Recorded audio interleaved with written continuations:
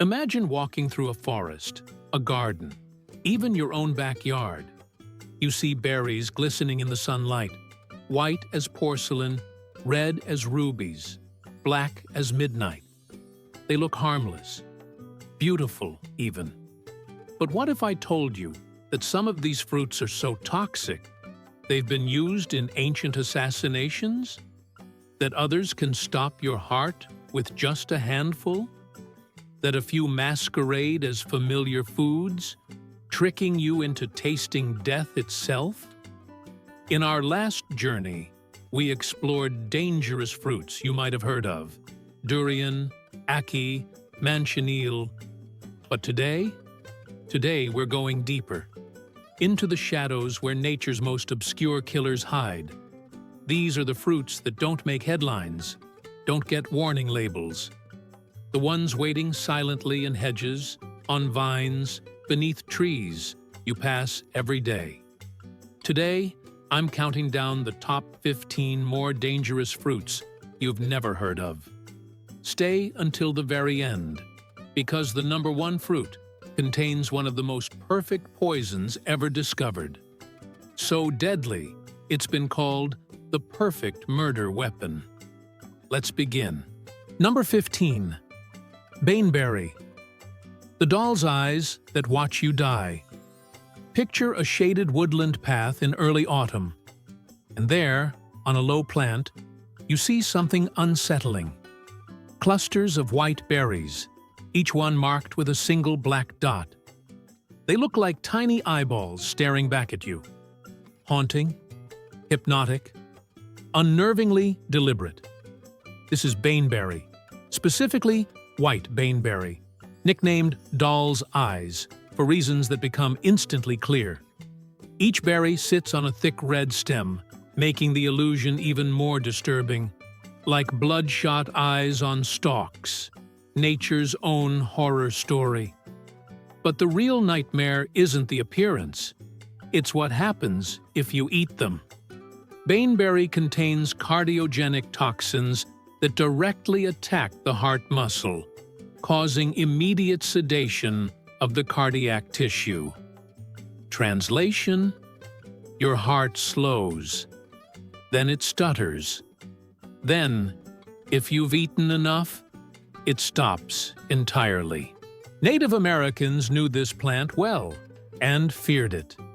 They told stories of hunters who mistook the berries for edible fruit and never made it home. The warnings were passed down like folklore, but the danger was brutally real. What makes baneberry particularly insidious is how rare it is to encounter useful information about it. It hides in plain sight, a woodland curiosity that most hikers walk past without a second glance. That's baneberry, beautiful, bizarre, and watching. Nature's reminder that the most haunting things aren't always the loudest. Number 14. Pokeweed berries, the purple stain of death. Imagine a roadside in the American South. Late summer heat shimmers off the asphalt, and beside the ditch grows a towering plant with thick magenta stems and drooping clusters of dark purple berries. They look like elongated blackberries, juice so rich it stains your fingers deep purple within seconds. This is pokeweed, and for generations, it occupied a strange space between food and poison. The young leaves, when boiled multiple times, were eaten as poke salad. But the berries? Never. The roots? Absolutely never. Here's why. Pokeweed berries and roots contain phytolactotoxin and phytolaxygenin, compounds that trigger violent gastrointestinal distress, convulsions, and respiratory failure. Children are especially vulnerable, drawn to the berry's candy-like appearance. During the Civil War, soldiers sometimes used pokeberry juice as ink to write letters home. The irony is poetic. Messages of longing written in poison.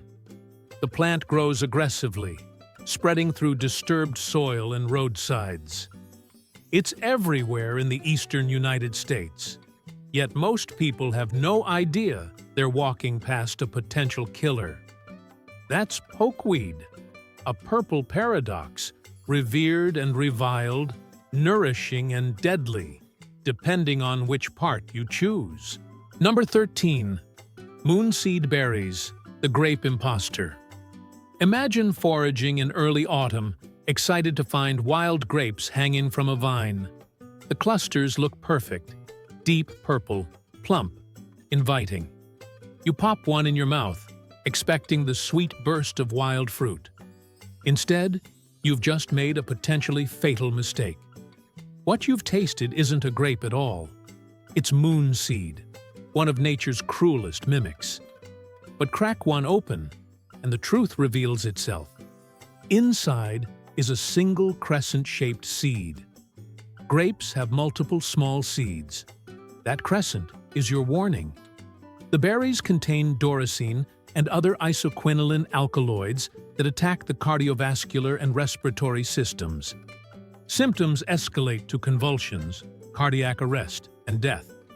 There's no antidote, just supportive care and hope. What makes moonseed so treacherous is context. It grows in the same habitats as wild grapes: riverbanks, forest edges, tangled thickets. Foragers have been fooled repeatedly throughout history.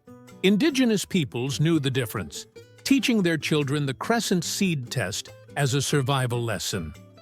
But that knowledge has faded, replaced by grocery store convenience.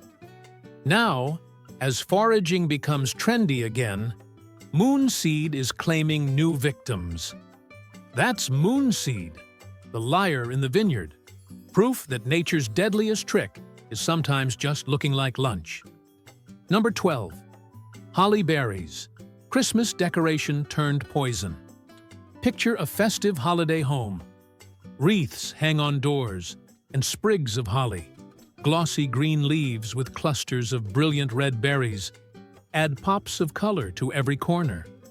It's tradition. It's beautiful. And if you have small children, it's dangerous. Holly berries contain saponins and theobromine, the same compound that makes chocolate toxic to dogs. In humans, especially children, eating just a handful triggers severe vomiting, diarrhea, and dehydration. In extreme cases, the toxins can cause seizures and even coma. The tragedy lies in the symbolism. Holly has been associated with Christmas for centuries. Its evergreen leaves representing eternal life.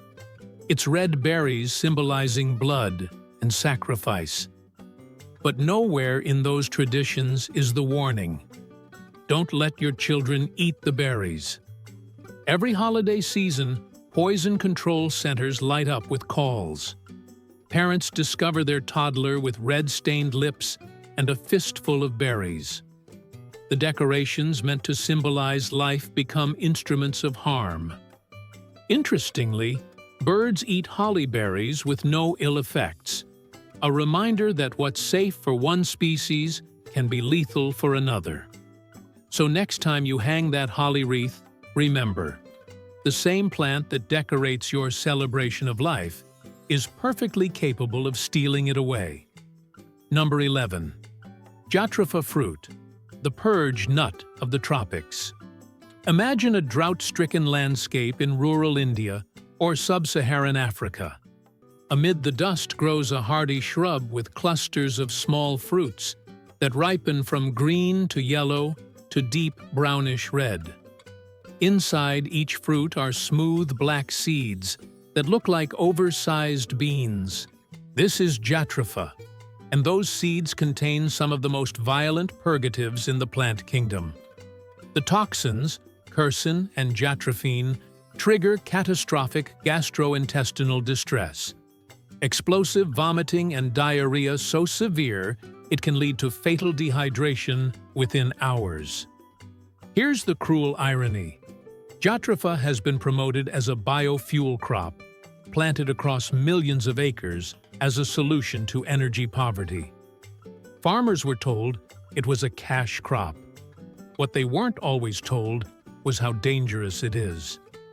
Children in these regions sometimes eat the seeds out of curiosity or hunger. The results are horrific. In parts of India, Jatropha poisoning has become a recognized medical emergency. Yet paradoxically, Jatropha oil, once properly processed, is completely safe for fuel. The same seeds that can kill you when eaten can power a generator, light a home. That's Jatropha, the seed of contradiction, promising wealth while hiding agony. Number 10. Cherry laurel, the false cherry that smells of almonds. Picture a manicured hedge in a suburban garden.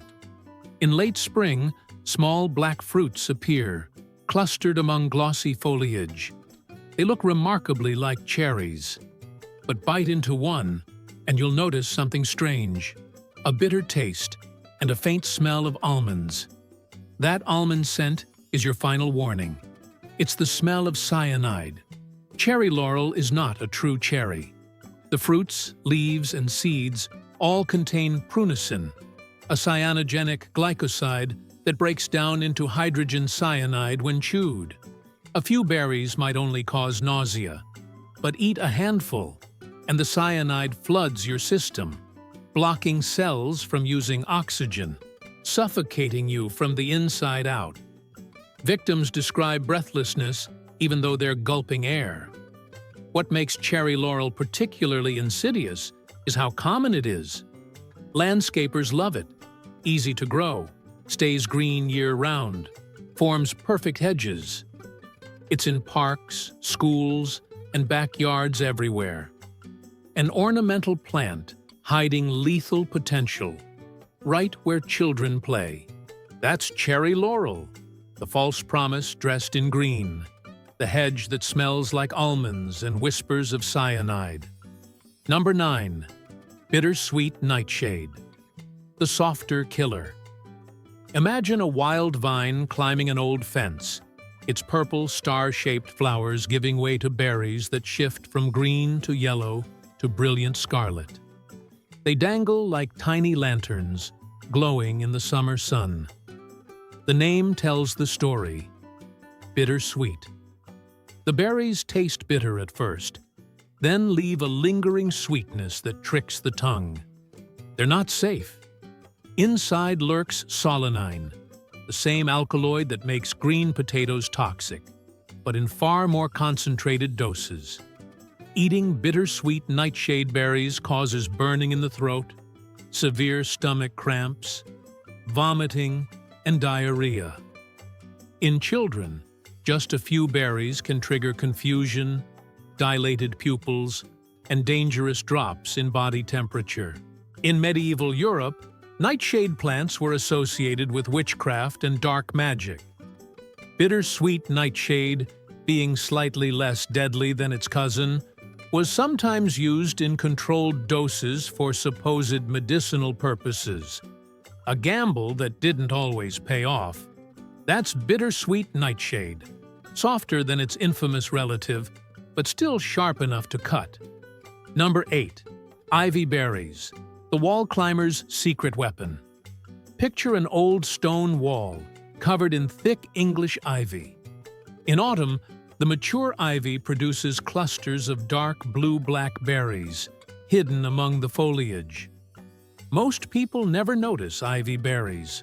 They're inconspicuous, growing high on walls where only birds can easily reach them.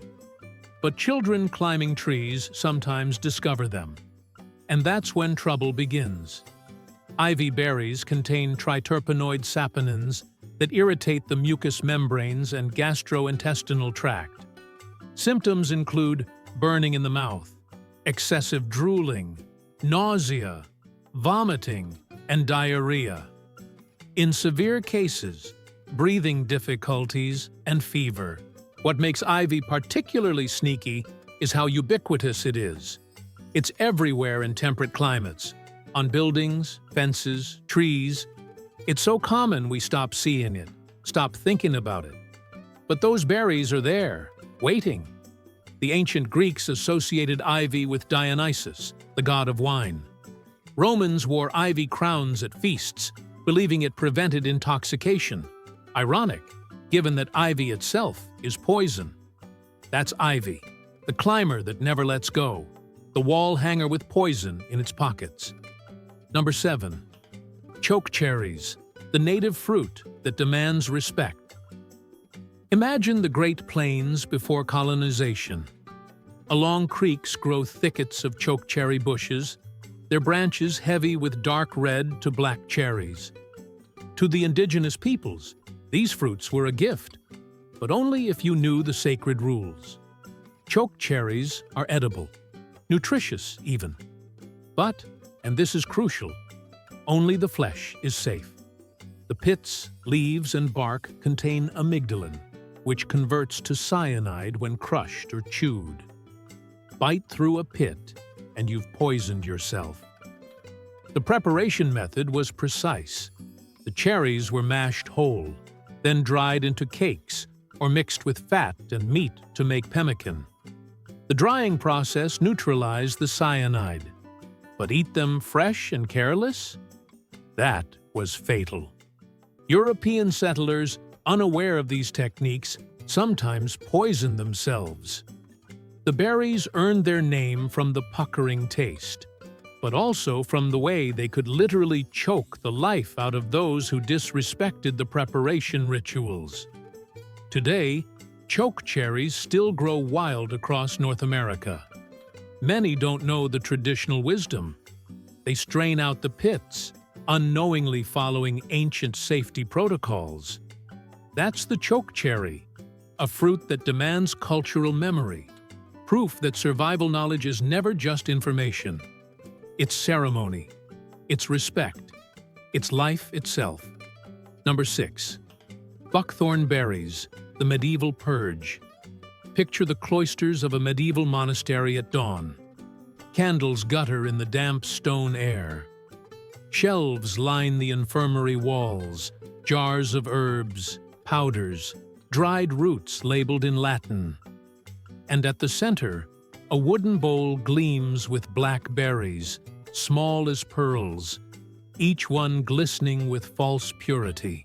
These are buckthorn berries, Rhamnus cathartica, the fruit that once stood at the intersection of medicine, faith, and pain. To medieval healers, buckthorn was a divine gift. The berries contain anthraquinones, compounds that force the intestines into violent contractions. In small doses, they purge gently. In larger ones, they bring agony. The body folds in on itself, consumed by cramping, dehydration, and exhaustion. But back then, medicine wasn't meant to comfort. It was meant to cleanse. Doctors and monks believed illness came from an imbalance of the humors: black bile, yellow bile, phlegm, and blood. To heal, one had to expel. And so came the purges. Patients were given syrup of buckthorn, thick and bitter, to cast out corruption. The resulting screams echoing through stone corridors were seen as holy work, purification of both body and soul. The worse the suffering, the closer to salvation. In some monasteries, the infirmary floors were lined with straw not for warmth, but to absorb the aftermath of medicine.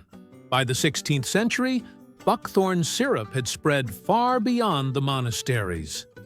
Apothecaries sold it in every town, branded as safe for children. It wasn't. A single mismeasured spoon could leave a child delirious with dehydration. Yet people trusted it because it came from monks, from God, from nature, from tradition. But buckthorn's history darkens further still. In whispered stories from medieval courts, the berries were said to serve another purpose: silent revenge. Ground into stews or wine, buckthorn produced symptoms that mimicked cholera and dysentery, both common and fatal in those days. A perfect poison for those who wanted suffering without suspicion. Victims died quickly or lingered miserably, and their killers were never questioned. The church called buckthorn a cleansing plant. Perhaps it cleansed more than they meant it to. Today, buckthorn still lines hedgerows across Europe, its black fruits shining innocently in the sun. Most passers-by see nothing but a shrub. Few remember that it once separated medicine from murder by a single drop of syrup. That's buckthorn, the purge berry of history, the healer that hurt, the medicine that forgot mercy. Number 5. Privet berries, the hedge fund of poison. Imagine a suburban neighborhood in early autumn. Lawns trimmed, sprinklers hissing, the hum of weekend chores in the air. Every driveway lined with perfect green hedges. Neat, obedient, alive. That's privet. Ligustrum vulgare, a plant so common it's practically invisible. It's the border between you and your neighbor, the living fence that marks property lines. A symbol of order, of control. But in late summer, something changes. Tiny black berries form, glistening like polished beads among the glossy leaves. Homeowners snip them away without thought, or let the birds take them. But sometimes they stay. And that's when small hands find them. Privet's berries contain terpenoid glycosides, compounds that sound harmless but wreak havoc on the human body. They inflame the stomach and intestines, twisting them into knots of nausea and pain. The unlucky find themselves dizzy, feverish, trembling. In larger doses, the toxins seep into the bloodstream, burdening the liver and kidneys until they falter under the strain. It's rarely fatal, but it is unforgettable. Victims describe it as poison without mercy, but without haste. The kind that doesn't kill quickly, only makes you wish it would stop sooner.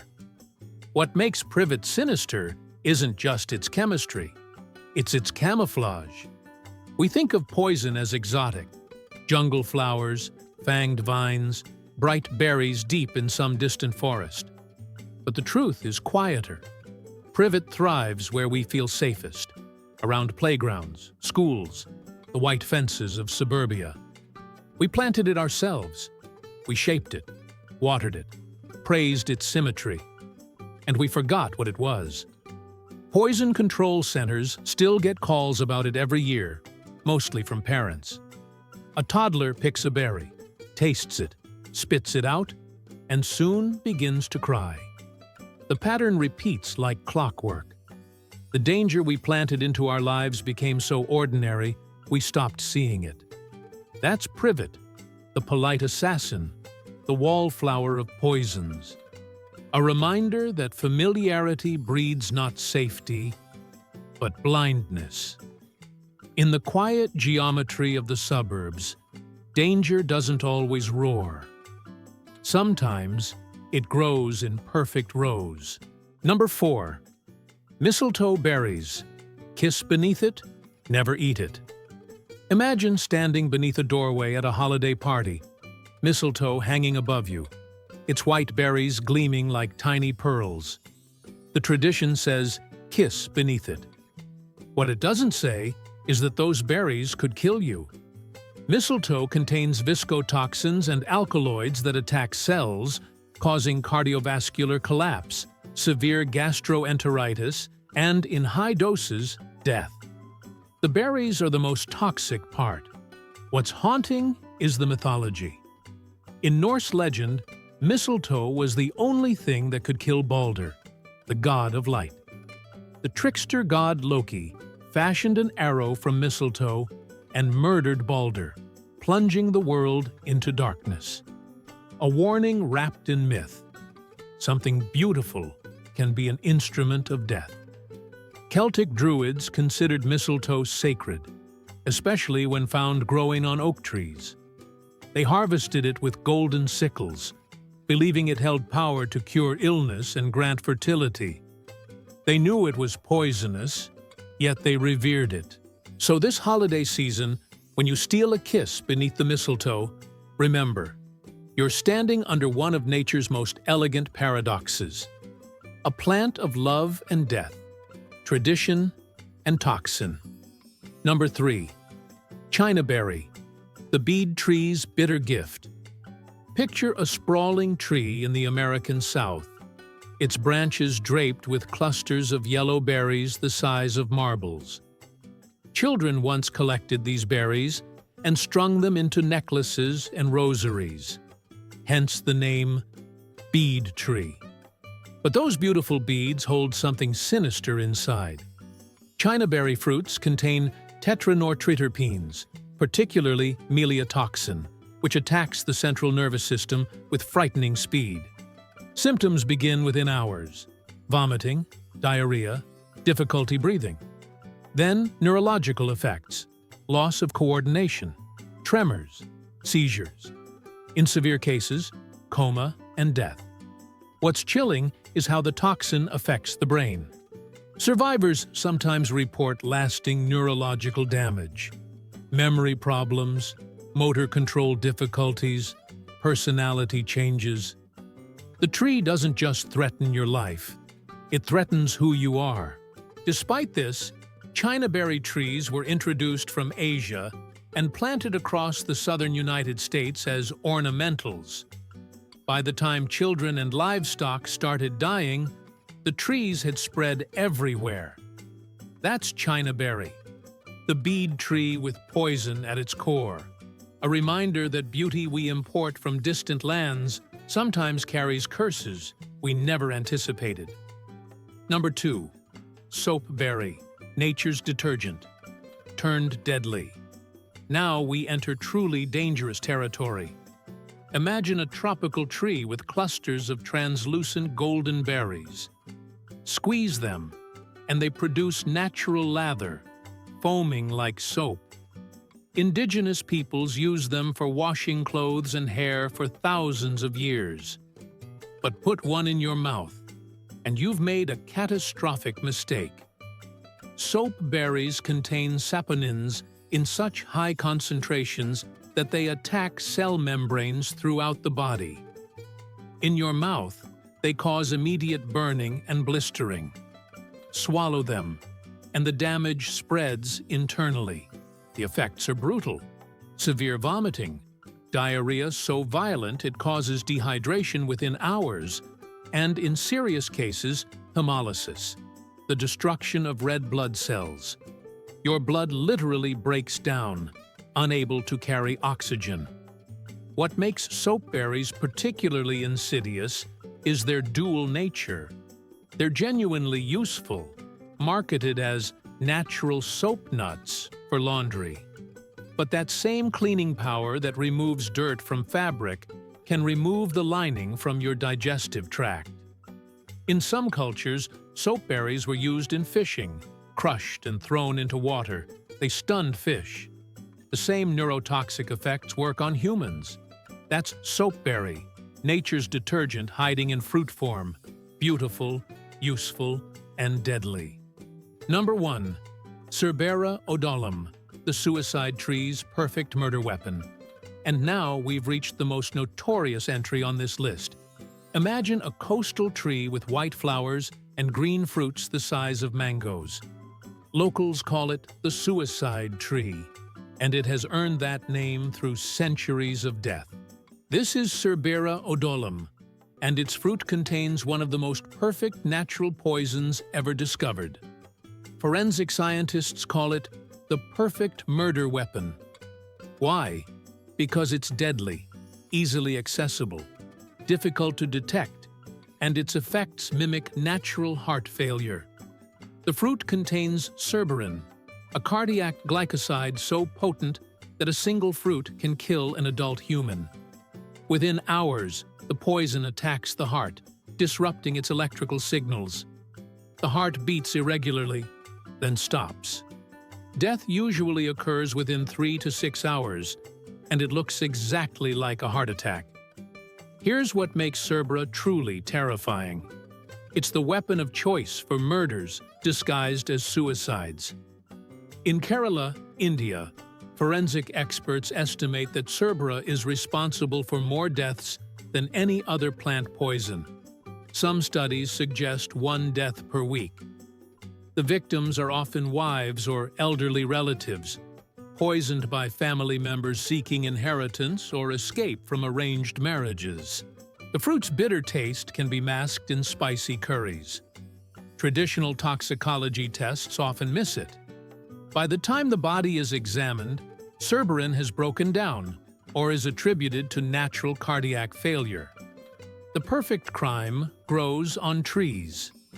Cerbera comes from Cerberus, the three-headed dog that guards the underworld in Greek mythology.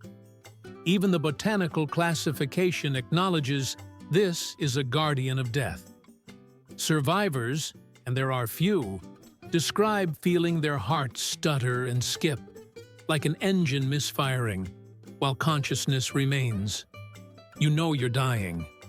You feel each irregular beat as your heart struggles and fails. And perhaps that's the ultimate horror. Not just that this fruit kills, but that it kills with such efficiency, such subtlety, that it's become a tool for those who want death to look like anything but murder. A fruit that has enabled countless crimes, destroyed families, and continues to grow, beautiful and deadly, along coastlines where people have learned to recognize it and fear it. That's Cerbera odolum, the suicide tree, the murderer's fruit, the perfect poison hiding in plain sight. So there you have it. 15 fruits you've probably never heard of, each one carrying secrets more dangerous than most people could imagine. From doll's eyes watching from forest floors to the suicide tree's perfect poison. What have we learned? That nature is never simple. That the most dangerous things aren't always the most exotic. That poison and food often grow from the same branch, separated only by knowledge and respect. And most importantly, that curiosity without knowledge is one of the most dangerous combinations in the natural world.